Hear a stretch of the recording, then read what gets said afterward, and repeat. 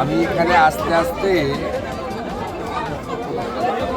দু একটা পুলিশের বন্ধু যে চ্যানেল আছে তারা পুলিশ সূত্রে অলরেডি লিক করেছে যে কল্যাণী এইমসে যে পোস্টমর্টম হয়েছে তাতে সুইসাইড বলেছে। পুলিশই খুব উৎসাহিত তৎপর সত্য উদ্ঘাটনের জন্য নয়, সুইসাইডটাকে খাড়া করার জন্য। আমি সুকুমার জানাবাবুকে জিজ্ঞেস করলাম, আমার সঙ্গে স্থানীয় সব নেতৃত্ব, গ্রামবাসী, পঞ্চায়েত সবাই ছিল। আমি সুকুমার জানাবাবুকে জিজ্ঞেস করলাম, উনি বললেন 3টে নাগাদ আইও ফোন করেছিল, বলেছিল পিএম রিপোর্ট এসেছে, আপনি এসে কপি নিয়ে যান আগামীকাল। একটা পুলিশের বন্ধু যে চ্যানেল আছে তারা পুলিশ সূত্রে অলরেডি লিক করেছে যে কল্যাণী এইমসে যে পোস্টমর্টম হয়েছে তাতে সুইসাইড বলেছে। পুলিশই খুব উৎসাহিত তৎপর সত্য উদ্ঘাটনের জন্য নয়, সুইসাইডটাকে খাড়া করার জন্য। আমি সুকুমার জানাবাবুকে জিজ্ঞেস করলাম, আমার সঙ্গে স্থানীয় সব নেতৃত্ব, গ্রামবাসী, পঞ্চায়েত সবাই ছিলেন। আমি সুকুমার জানাবাবুকে জিজ্ঞেস করলাম, উনি বললেন 3টে নাগাদ আইও ফোন করেছিল, বলেছিল পিএম রিপোর্ট এসেছে, আপনি এসে কপি নিয়ে যান আগামীকাল। বিষয়টা হচ্ছে অত্যন্ত দরিদ্র পরিবার, অর্থনৈতিকভাবে পিছিয়ে থাকা পরিবার। 3টে মাইক্রো ফাইন্যান্স এবং একটা হাত ধার করে, মানে এখানে লোকালি যে চলতি কথা আছে পার্সোনাল লোন করে মেয়েকে 3 বছরের কোর্স ব্যাঙ্গালোরে প্রাইভেটে নার্সিং ট্রেনিং করিয়েছে। এই মুহূর্তে 8 লক্ষ টাকা বাজারে দেনা। মেয়েটি 4 মাস সঞ্জীবনী নার্সিংহোমে ওখানে ট্রেনিংয়ের ছিল, তারপরে ওখানে সিঙ্গুরে নার্সিংহোমে প্লেসমেন্ট পায়। এবং পোস্টমর্টম রিপোর্টে কি আছে আমি বলতে পারবো না। আমি টিভিতে যা দেখেছি বা আমার মোবাইল ফোনে এসেছে, টিভির একটা পুলিশ সূত্রে বলা হচ্ছে যেটি পোস্টমর্টম, এটি সুইসাইড। বাড়িতে কারণ বলেনি, কিন্তু আইওর ফোন এসেছে। যদি ধরেই নি যে সুইসাইড পোস্টমর্টম রিপোর্টে আছে, তাহলেও অত্যাচার, উৎপীড়ন এবং প্ররোচিত করে কার্যত বাধ্য করা হয়েছে এই মেয়েটাকে এই অবস্থায় নিয়ে যেতে। বাবার এফআইআরে প্রাথমিকভাবে নার্সিংহোমের মালিক এবং আরেকজনকে ধরেছে। হয়তো পোস্টমর্টম রিপোর্টে যদি সত্যি যা শুনছি তাই হয়, সুইসাইড আসে, তাহলে ওই রিপোর্ট দেখিয়ে কোর্ট থেকে খালাসও পেয়ে যাবে। কিন্তু এই বোনটির সঙ্গে, এই কন্যাটির সঙ্গে কোনো কারোর কোনো ঝগড়াঝাটি বা ভাব ভালোবাসা ছিল এমন কোনো তথ্য বাড়িতে কিন্তু তিনি দেননি। একটা তরুণী নিজে লড়াই করে প্রতিষ্ঠিত হওয়ার জন্য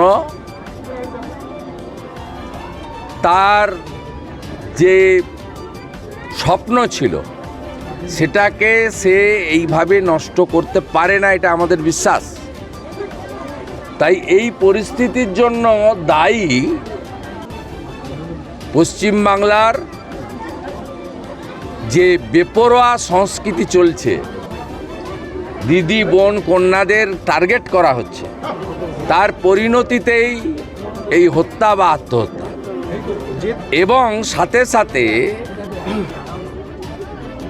সরকার এবং পুলিশ তারা এই ধরনের ক্ষেত্রে কোনোভাবে অত্যাচারীকে, ধর্ষককে বা অবৈধ সম্পর্ক কার্যত জোর করে যদি কেউ তৈরি করে থাকে, যাকে এক কথায় লাভ জিহাদ বলা হয়, সেক্ষেত্রেও পুলিশের ভূমিকা গত 14 বছরে, বিশেষ করে এই গত অভয়াকাণ্ড থেকে অদ্যাবধি মানুষ সেটা পরিষ্কারভাবে দেখছে। তাই কারোর আস্থা এখানকার স্বাস্থ্য দপ্তরেও নেই, পুলিশ দপ্তরেও নেই, সরকারের প্রতিও নেই। আমরা পাশে আছি, লোনগুলো আমরা সবাই মিলে পরিশোধের দায়িত্ব নিয়েছি এবং সেটা আমরা বলেছি প্রাথমিকভাবে করা। এবং মেয়েটি যখন বাবা বলছিল যে আমি তো এত টাকা দিয়ে তোকে পড়াতে পারবো না, বলেছি তুমি লোন টোন করে আমাকে পড়াও, আমি জেএনএম হয়ে সব টাকা শোধ করব। এবং ওর ভাই উচ্চ মাধ্যমিক পর্যন্ত পড়েছিল। পরিবার এত অর্থনৈতিকভাবে দুর্বল, কলেজে পড়াতে পারেনি, বলেছিল কলেজে বাবা তুমি আর পড়ানোর চেষ্টা করো না, কারণ পশ্চিমবঙ্গে চাকরি হবে না।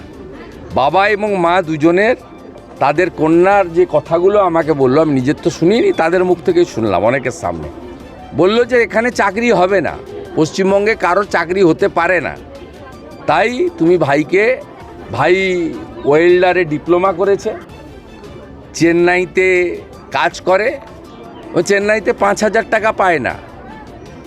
ওর ভাই ছিল, এই বোনের দুর্ঘটনা দেখে এসেছে, ভাইকে জিজ্ঞেস করলাম, বলল কেটে কুটে হাতে 18,000 টাকা পাই, 5,000 টাকা পায় না। আমি বলে এই যে মুখ্যমন্ত্রী বলেছে তুই ভাই কি ফিরছিস? ও যে প্রশ্নই নেই ফেরার, কারণ এই রাজ্যে কোনো শিক্ষিত যুবক বা বেকার যুবক যুবতী কারোর বর্তমান এবং ভবিষ্যৎ এই মুখ্যমন্ত্রীর হাতে সুরক্ষিত নয়। কারণ হচ্ছে টালা থালার ওসি 60 দিন থাকার 90 দিন থাকার পরে বেল পেয়েছে। বিনীত গোয়েল তথ্য প্রমাণ করে বাইরে ঘুরে বেড়াচ্ছে। বিনীত গোয়েলকে যদি অ্যারেস্ট করতো, শিক্ষা হতো, তাহলে তার যে নিচের তলার পুলিশের এই মহিলাদের উপরে, কন্যাদের উপরে আচরণ, এগুলো বন্ধ হতো।